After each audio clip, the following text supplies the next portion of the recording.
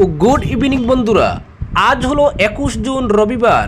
আজকের সন্ধ্যার বিশেষ বিশেষ খবর হলো দুই মন্ত্রীর সফরে মেরামত হলো না শিলচরের গর্তবোড়া রাস্তা, প্রশ্নের মুখে এনএইচআইডিসিএল ও পূর্ত বিভাগ।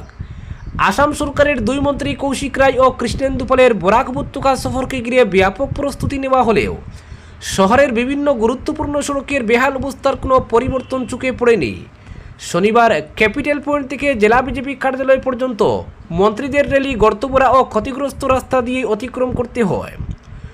মন্ত্রীদের স্বাগত জানাতে শহরের বিভিন্ন এলাকায় নির্মাণ করা হয় একাধিক শুভেচ্ছা তোরণ।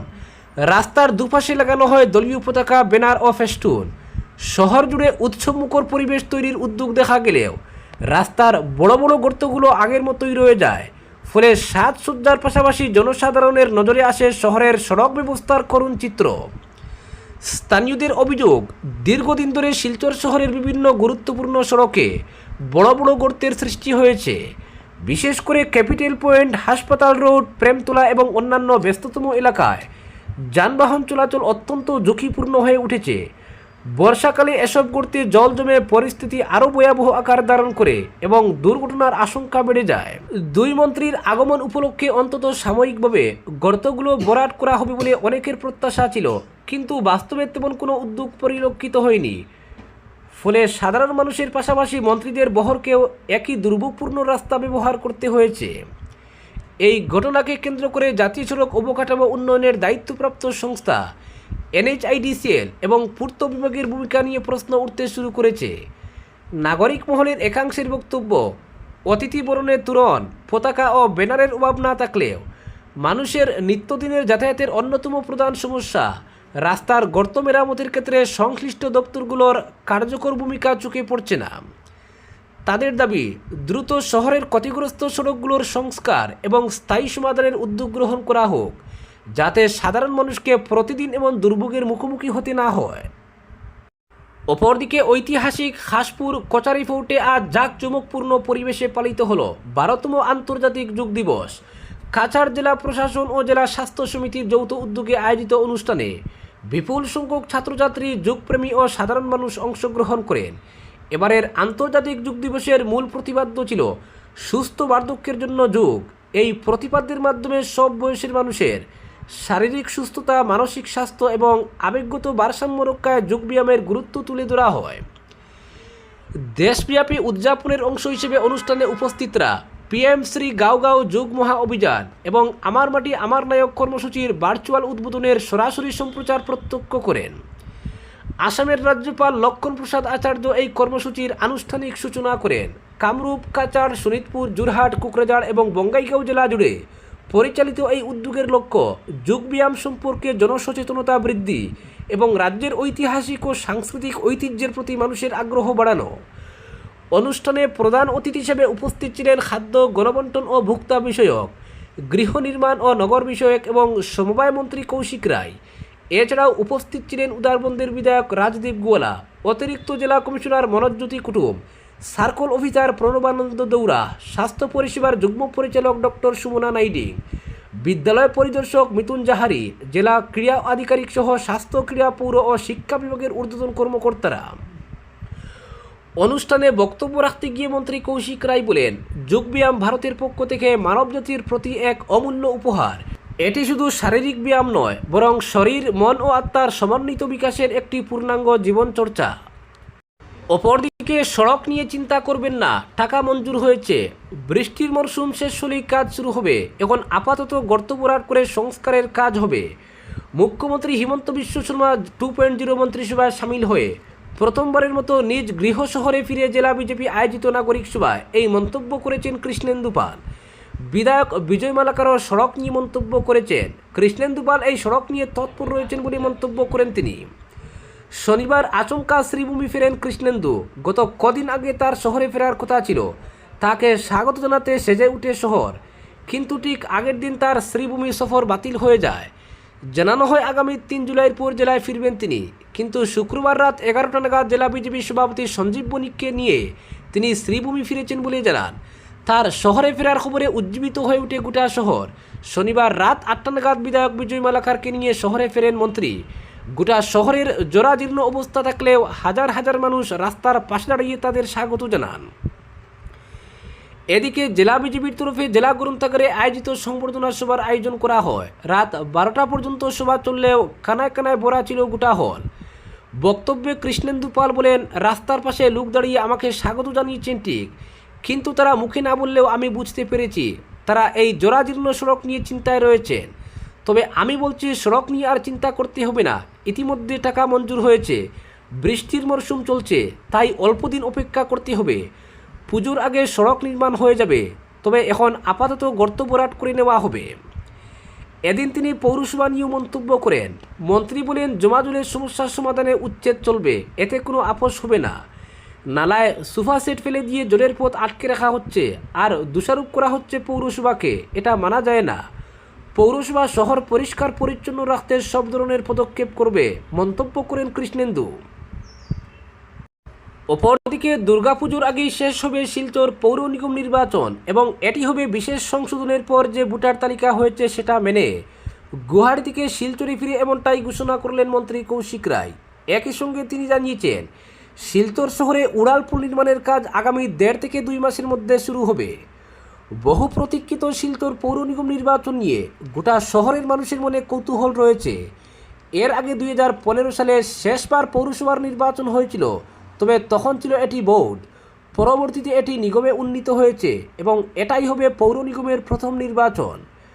12 জুন রাজ্য নির্বাচন কমিশন শিলচর পৌর নিগমের 42টি ওয়ার্ডের জন্য ভোটার তালিকা প্রস্তুত, সংশোধন ও প্রকাশের সূচি ঘোষণা করেছিল। তাদের নির্দেশে বলা হয়েছিল জুলাই মাসেই চূড়ান্ত ভোটার তালিকা প্রকাশ পাবে। কমিশনের সূত্রে পাওয়া তথ্য অনুযায়ী আগস্ট মাসে নির্বাচন ঘোষণা হওয়ার সম্ভাবনা রয়েছে এবং সেপ্টেম্বরে নির্বাচন হতে পারে। এবছর দুর্গাপূজা 17 অক্টোবর থেকে এবং শনিবার মন্ত্রী কৌশিকের ঘোষণা অনুযায়ী পূজার আগে নির্বাচন হবে, অর্থাৎ সেপ্টেম্বর মাসেই এটি হওয়ার সম্ভাবনা প্রবল। মন্ত্রী বলেন, মুখ্যমন্ত্রী আমাদের জানিয়েছেন পুজোর আগেই নির্বাচন হবে। আগে ভোটার তালিকা নিয়ে কিছুটা ঝামেলা ছিল, তবে এসআর মেনে যে নতুন তালিকা বানানো হয়েছে সেটাই হবে মাদার ভোটার লিস্ট। নির্বাচন কমিশন নতুন এলাকার ভোটদাতাদের তথ্য নিয়ে পৌর নিগমের জন্য একটি ভোটার তালিকা গড়ে তুলছে। জুলাই মাসেই এটি চূড়ান্ত হবে এবং এরপর নির্বাচনের অন্যান্য প্রক্রিয়া শুরু হবে। কাজটি করবে নির্বাচন কমিশন, তবে মুখ্যমন্ত্রীর ঘোষণা অনুযায়ী নির্বাচন হবে পুজোর আগেই।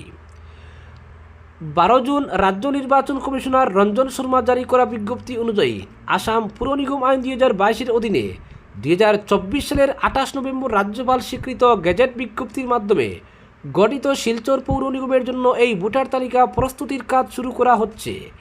বিজ্ঞপ্তি অনুযায়ী 1 জানুয়ারি 2026-কে যোগ্যতার নির্ধারিত তারিখ হিসাবে ধরে ভোটার তালিকা প্রস্তুত করা হবে। এর আগে 1 জানুয়ারিকে ভিত্তি ধরে বিধানসভা কেন্দ্রগুলির চূড়ান্ত ভোটার তালিকা প্রকাশিত হয়েছে। সেই তালিকাকেই ভিত্তি হিসেবে ব্যবহার করে পৌর নিগমের ওয়ার্ড ভিত্তিক ভোটার তালিকা প্রস্তুত করা হবে। কমিশনের নির্ধারিত সূচি অনুযায়ী 12 জুন থেকে 18 জুন পর্যন্ত প্রাথমিক প্রস্তুতির কাজ চলবে। এরপর 19 জুন থেকে 28 জুন পর্যন্ত ভোটার তালিকা প্রস্তুতির কাজ সম্পন্ন করা হবে। খসড়া ভোটার তালিকা প্রকাশ করা হবে 29 জুন। খসড়া তালিকা প্রকাশের পর নাগরিকরা 29 জুন থেকে 6 জুলাই পর্যন্ত দাবি ও আপত্তি জমা দিতে পারবেন। জমা পড়া দাবি ও আপত্তি নিষ্পত্তির শেষ তারিখ নির্ধারণ করা হয়েছে 13 জুলাই। সমস্ত সংশোধন ও শুনানি প্রক্রিয়া শেষ করে 15 জুলাই চূড়ান্ত ভোটার তালিকা প্রকাশ করা হবে। কমিশন জানিয়েছে, আসাম পুর নিগম নির্বাচন বিধি 2022-এর 5, 6, 7, 8, 9 ও 10 নম্বর বিধি অনুযায়ী ভোটার তালিকা প্রস্তুত, সংশোধন ও প্রকাশের সমগ্র প্রক্রিয়া সম্পন্ন হবে। শিলচরকে পৌরসভা থেকে পৌর নিগমে উন্নীত করার সিদ্ধান্ত ঘোষণার পর থেকেই নির্বাচনের বিষয়ে নাগরিক মহলে ব্যাপক আগ্রহ তৈরি হয়েছিল। নতুন পৌর নিগমের অধীনে 42টি ওয়ার্ড গঠন করা হয়েছে। শহরের নাগরিকদের মতে গত 5 বছর ধরে একটি নির্বাচিত বোর্ড না থাকায় বহু উন্নয়নমূলক কাজ হয়নি। নবনির্বাচিত কমিশনাররা পরিকাঠামো, রাস্তা, নিকাশি, যানজট, বর্জ্য ব্যবস্থাপনা ও নগর পরিকল্পনা নিয়ে দীর্ঘদিনের নানা সমস্যা নিয়ে সরাসরি কাজ করার সুযোগ পেলে শহরের জনগণের সুবিধা হবে। শহরের বিভিন্ন সমস্যা নিয়ে নগর উন্নয়ন মন্ত্রী কৌশিক রায় বলেন, এই শহরের বিভিন্ন সমস্যা মিটিয়ে জনগণের জীবনকে আরও সুন্দর করে তুলতে এবং নানান মৌলিক সমস্যা যেমন জমাজল ইত্যাদি সমাধান করতে শীঘ্রই প্রয়োজনীয় পদক্ষেপ নেওয়া হবে।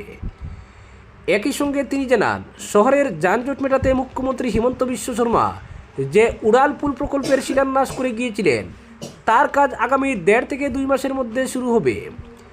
তিনি বলেন, এই প্রকল্প অত্যন্ত গুরুত্বপূর্ণ এবং মুখ্যমন্ত্রী নিজে এর শিলান্যাস করেছিলেন। এত বড় প্রকল্প শুরু করার আগে অনেকটা প্রস্তুতি প্রয়োজন এবং আমরা এই কাজ অনেকটাই এগিয়ে নিয়ে গেছি। আমার ধারণা আগামী 1.5 থেকে 2 মাসের মধ্যে নির্মাণ কাজ শুরু হবে।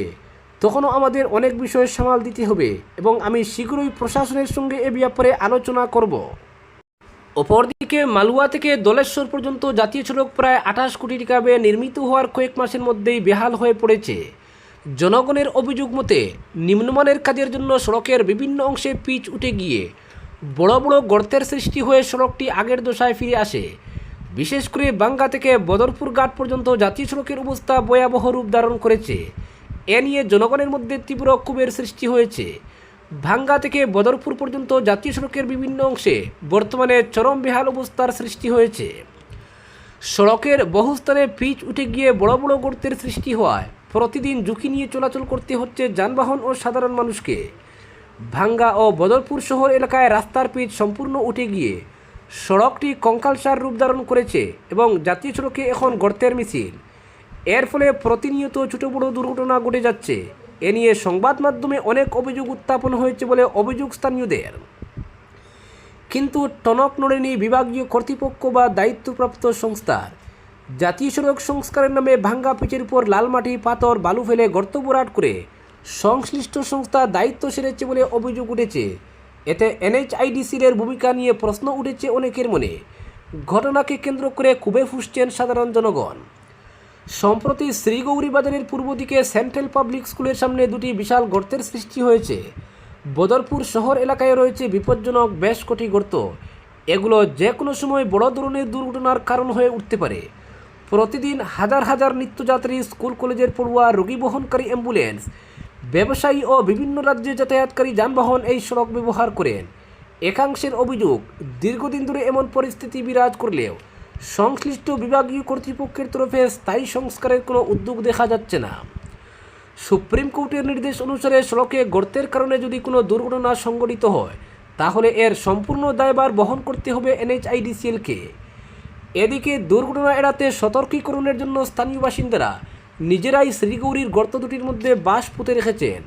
স্থানীয় জনগণের অভিযোগ, গত বছরের জুন-জুলাই মাসে অবিরাম বৃষ্টির সময় এই সড়কের সংস্কার কাজে কোটি কোটি টাকা ব্যয় করা হয়েছিল, কিন্তু কাজের গুণগত মান অত্যন্ত নিম্নমানের হওয়ায় মাত্র 1 বছরের মধ্যেই সড়কের এমন করুণ অবস্থা হয়েছে। অভিযোগ করে তারা বলেন, এই রাস্তার কাজে বড় ধরনের দুর্নীতি হয়েছে। পথচারী সহ স্থানীয় জনগণের অভিযোগ, জাতীয় সড়কের এমন অবস্থা শুধু নিম্নমানের কাজেরই প্রমাণ নয়, বরং রক্ষণাবেক্ষণের ক্ষেত্রেও চরম দায়িত্বজ্ঞানহীনতার পরিচয়। ফলে 1 বছর যেতে না যেতেই জাতীয় সড়ক ভয়াবহ রূপ ধারণ করেছে। এছাড়া বালু মাটি ব্যবহারের ফলে দুর্বালি আরেক নতুন সমস্যার সৃষ্টি করেছে। স্থানীয়দের দাবি, দ্রুত সড়কটির সংস্কার ও পুনর্নির্মাণের উদ্যোগ গ্রহণ না করলে বড় ধরনের সড়ক দুর্ঘটনা ঘটতে পারে। আজকের বিশেষ সংবাদ এখানেই সমাপ্ত।